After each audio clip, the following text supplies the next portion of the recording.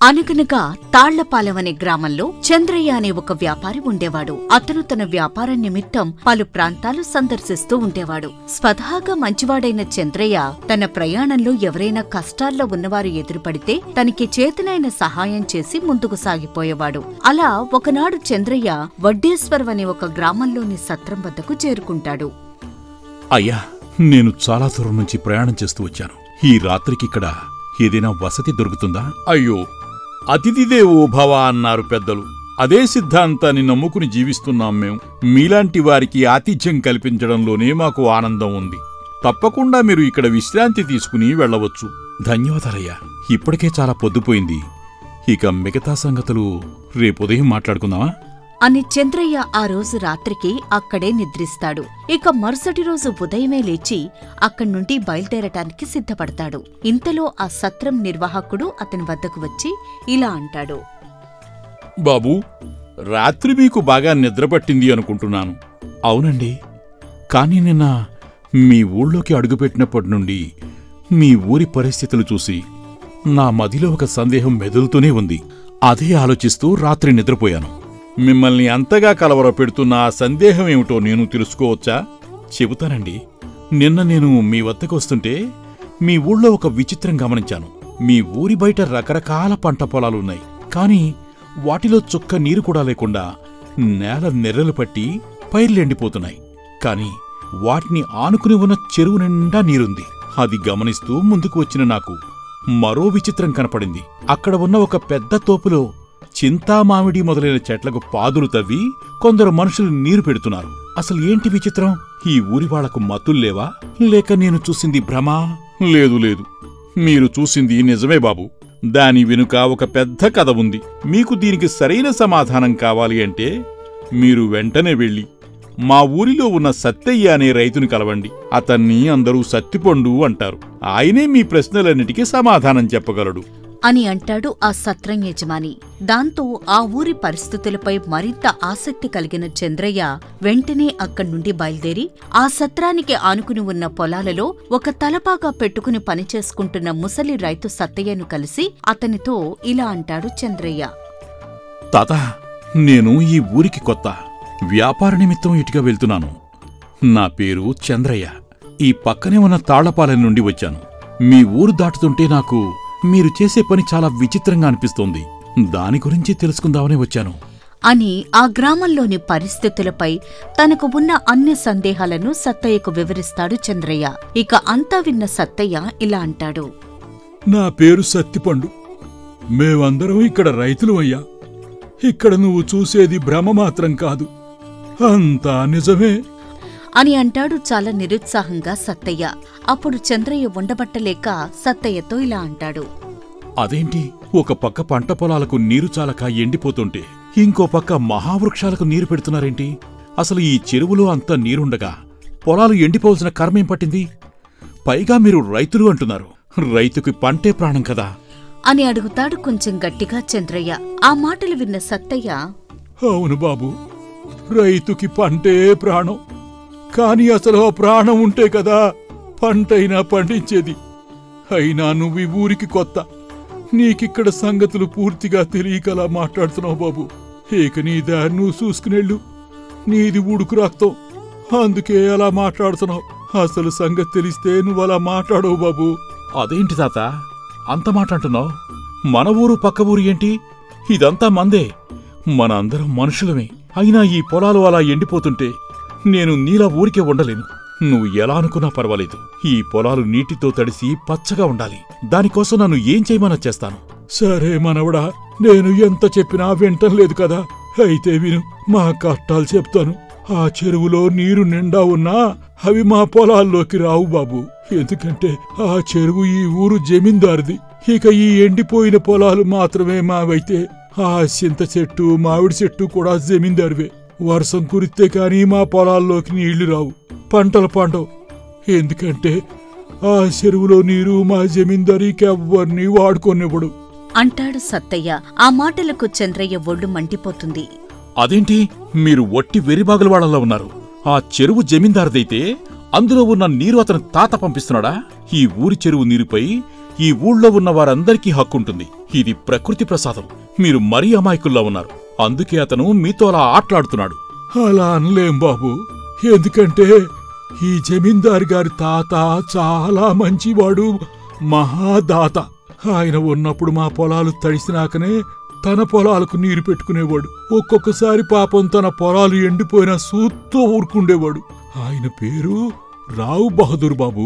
ఇక ఆయన కొడుకు రాజారాం బహదూర్. ఆయన తన పొలాలకు నీరు పెట్టుకోగా ఇక మిగిలిన నీరు మమ్మల్ని పెట్టుకోనిచ్చేవాడు. అప్పుడు మాకు పెద్దగా కట్టాలేం లేవు. కాని ఇప్పుడున్న జమీందారు ఆయన కొడుకు బాబు. ఈయన గారి హయాంలో ఎలా ఉంది అనేది నువ్వు సొత్తానే ఉన్నావుగా. ఒక్క సొక్క నీరు కూడా ఆ చెరువు దాటి మాకు రానీయుడు. మా బతుకులు ఆయన తోటలోని సింత చెట్ల కన్నా ఏనమైపోయి బాబు. ఏం చేస్తాం చెప్పు అని కన్నీళ్లతో సమాధానమిస్తాడు సత్తయ్య. దాంతో అతని మాటలు వింటుంటే చంద్రయ్యకు మనసు కరిగిపోతుంది. దాంతో వెంటనే సత్తయ్యతో ఇలా అంటాడు. బాధపడకు తాత, నాకిప్పుడు పరిస్థితి మొత్తం అర్థమైంది. నేను 2 రోజులు ఇక్కడ ఉండైనా సరే దీనికి ఏదో ఒక పరిష్కారం కనుక్కుని మీ కష్టాలు తీర్చే ఈ ఊరు వదిలి వెళ్తాను అని అక్కడ్నుండి వెళ్లిపోతాడు చంద్రయ్య. అలా చంద్రయ్య మరో 2 రోజులు ఊళ్ళో ఉండి ఆ కొత్త జమీందారు గురించి వాకబు చేస్తాడు. అక్కడే ఉన్న ఒక చిల్లర కొట్టు వ్యాపారి దగ్గరకు వెళితే అక్కడ సత్తయ్య మళ్లీ కనిపిస్తాడు. ఏ మనవడా, ఇంకా ఊరు పోలేదా? ఏదో చేస్తాను అన్నావు, మాకు కొత్త జీవితాలిస్తాన్నావు అని వేళాకోళంగా అంటాడు సత్తయ్య. ఆ మాటలకు చంద్రయ్య కోపం తెచ్చుకోకుండా చాలా ప్రశాంతంగా అతనితో ఇలా అంటాడు. సరే తాత, నాకొక విషయం చెప్పు. మీ జమీందారు మీకు చుక్క నీరు కూడా ఇవ్వకుండా ఉండటానికి ప్రత్యేకమైన కారణం ఏదైనా ఉందా? అసలు అతను అలా ఎందుకు ప్రవర్తిస్తున్నాడు? సరైన ప్రశ్న అడిగావు బాబు. అంటే నువ్వు ఇంకా ఆ విషయం వదలలేదన్నమాట. సరే చెప్తాను విను.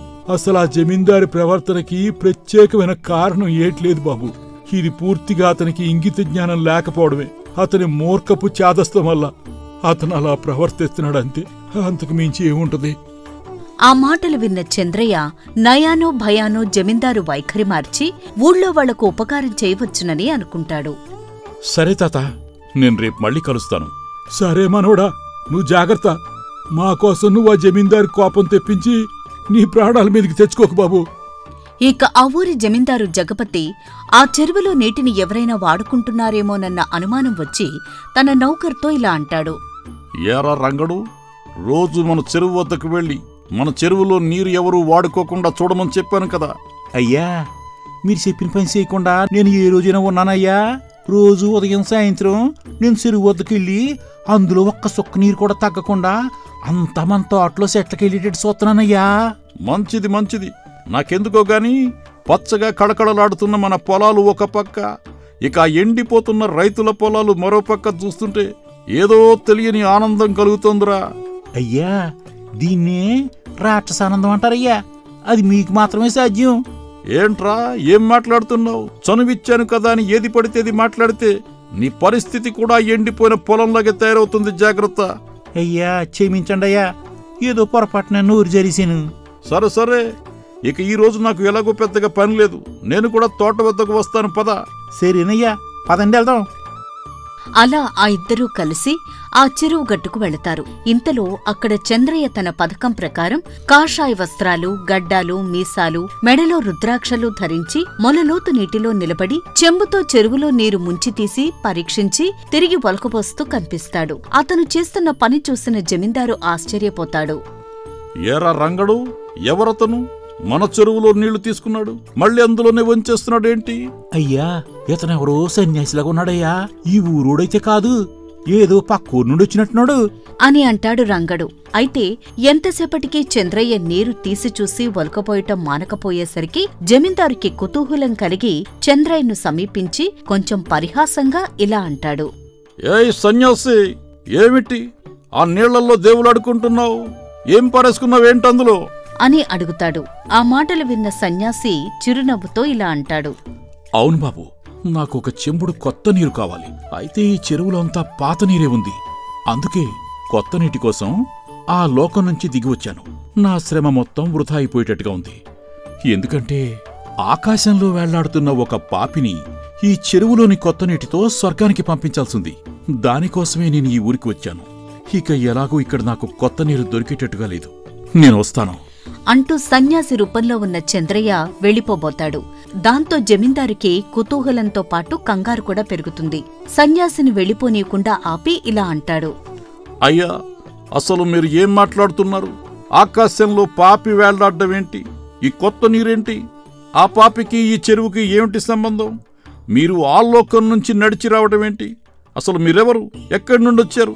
దయచేసి కాస్త వివరంగా చెప్పండి అని అడుగుతాడు జగపతి. దానికి చంద్రయ్య చిరునవ్వు నవ్వుతూ జగపతితో ఇలా అంటాడు. నేను పరలోకవాసిని, స్వర్గం నుంచి వస్తున్నాను. ఈ చెరువు యజమాని రామచంద్ర బహదూర్ అటు స్వర్గానికి ఇటు నరకానికి కాకుండా ఆకాశంలో వేళ్లాడుతూ హైరాణ పడిపోతున్నాడు. స్వర్గంలో ఉన్న అతని తండ్రి రావ్ బహదూర్ తన కొడుకు దుస్థితికి విచారపడి ఈ చెరువులో ఉండే కొత్త నీరు ఒక్క చెంబుడు తెచ్చి ఆ పాపి మీద చల్లితే ఇప్పటికైనా అతను స్వర్గానికి రావచ్చునని దేవతలు అనుమతిచ్చారు. ఆ పని చేయటానికి నన్ను పంపాడు. కాని ఈ జమీందారెవరో కాని మహాపాపిలా ఉన్నాడు. ఒక పక్క చెరువు పక్కన ఉన్న పొలాలు ఎండిపోతున్నా ఇంకా గత సంవత్సరపు నీరంతా ఈ చెరువులోనే నిల్వ చేశాడు. దాంతో కొత్త నీరు ఈ చెరువులోకి రావటం లేదు. ఇక ఈ పాపి చచ్చిన తర్వాత ఇతని గతేం కానుందో మరి చూడాలి అని అంటాడు. ఆ మాటలకు జమీందారు భయంతో కంపించిపోతూ, అయ్యా, ఈ చెరువు నీటిలో అంత మహత్యం ఉందా? దీని మహత్యం మీకు తెలీదండి. ఇందులోకి వచ్చే నీటిలో హిమాలయ పర్వతాల పవిత్ర జలం కలుస్తుంది. అందుకే చచ్చిపోయిన 2 జమీందారుల పాపపుణ్యాలు దీనిమీద ఆధారపడున్నాయి. రావ్ బహదూర్ హయాంలో ఆయన ఇందులోని నీళ్లు రైతుల పొలాలకిచ్చి మిగిలిన నీరే తన పొలాలకు పెట్టుకునేవాడు. తన పొలాలు పండకపోయినా రైతుల పొలాలు పండితే చాలు అనుకునేవాడు. బతికిన నాళ్లు ధర్మదాతగా పేరు పొంది చచ్చి ఉత్తముడుగా స్వర్గానికి వచ్చాడు. ఇక ఆ తరువాత అతని కొడుకైన రామచంద్ర బహదూర్ స్వార్థపరుడు. తన కడుపు నిండినాకనే ఇతరులను తిననిచ్చే స్వభావం కలవాడు. తన పొలాలకు నీరు సరిపడితేనే ఇతరుల పొలాలకు నీరిచ్చేవాడు. ఆ కారణం చేత అతను స్వర్గానికి కాకుండా నరకానికి కాకుండా మధ్యలో వేళ్లాడుతున్నాడు. రావ్ బహదూర్ ఉత్తముడు, రామచంద్ర బహదూర్ మధ్యముడు. ఇక ఇప్పుడున్న జమీందార్ అధముడిలా ఉన్నాడు. అసలు తనకు అవసరం లేకపోయినా ఈ నీరు ఎవ్వరికీ వెళ్లనివ్వటం లేదు అని అనడంతో అసురతత్వం బోధపడిన జమీందారు వెంటనే చంద్రయ్యకు నమస్కరించి వేడుకుంటూ ఇలా అంటాడు. అయ్యా, నేనే ఆ పాపిని, ఆ అధముణ్ణి కూడా నేనేనయ్యా. నాపై దయతలుచు నాకు స్వర్గానికి వెళ్లే ఉపాయం చెప్పండి అని అడుగుతాడు జగపతి. ఇక చంద్రయ్య జగపతితో ఇలా అంటాడు. భయపడకండి, పాపభీతి ఉంటే చాలు, అన్ని పాపాలు పోతాయి. నేను చెప్పినట్టు చేశారనుకోండి, మీరే కాకుండా మీ తండ్రిగారు కూడా స్వర్గానికి వెళ్తారు. మీరేం చెప్పినా వింటాను, ఏం చేయమన్నా చేస్తాను. చూడండి, మీ తాతగారు చేసిన పుణ్యం మీ తండ్రిగారిని స్వర్గానికి లాగుతుంటే నువ్వు చేసిన పాపం అతన్ని నరకం కేసు లాగుతోంది. ఇప్పుడు నువ్వు ఎన్నో పుణ్యకార్యాలు చేస్తే మీ తండ్రిగారికి నీకు విమోచనం కలుగుతుంది. గతాన్ని మర్చిపోయి కొత్త జీవితం ప్రారంభించు. ఈ చెరువులో నీరు రైతుల పొలాలకు విడుదల చేయించు. ఇంతకు మించి చేసేదేం లేదు అని చెప్పి ఆ సన్యాసి అక్కడ్నుండి వెళ్ళిపోతాడు. జమీందారు తను చేసిన తప్పు అర్థమై దానిని సరిదిద్దుకుంటాడు. నీటిని పొలాలకు వదులుతాడు. అతి తక్కువ సమయంలోనే పొలాలు పచ్చగా మారుతాయి. జమీందారు ధర్మదాతగా పేరు సంపాదించుకుంటాడు. అతడి చెరువులో ఏటా కొత్త నీరే ఉంటూ వస్తుంది. అది చూసి సత్తయ్య చంద్రయ్యను గుర్తు తెచ్చుకుని, మొత్తానికి నువ్వు అసాధ్యుడివే మనవడా. ఇచ్చిన మాట నిలబెట్టుకున్నావు. ఒక గొప్ప వీరుడు కత్తి పట్టకుండా యుద్ధం ఎలా చేస్తాడో చేసి చూపించావు. నీకేమాత్రం సంబంధం లేకపోయినా మా కష్టాన్ని అర్థం చేసుకుని మాకు సహాయపడ్డావు. ఈ ఊరి ప్రజలంతా నీకెప్పుడు రుణపడి ఉంటారు అని అనుకుని చాలా సంతోషంగా పొలాల వైపు చూస్తూ ఉండిపోతాడు సత్తయ్య. అలా తన తెలివితేటలతో ఆ జమీందారుకు బుద్ధి చెప్పి ఆ ఊరి ప్రజలకు మేలు చేస్తాడు చంద్రయ్య. ఈ కథ కనుక మీకు నచ్చినట్లయితే లైక్ చేయండి, షేర్ చేయండి. మరిన్ని కొత్త కథల కోసం సూపర్ స్టోరీస్ తెలుగు ఛానల్ని సబ్స్క్రైబ్ చేయండి.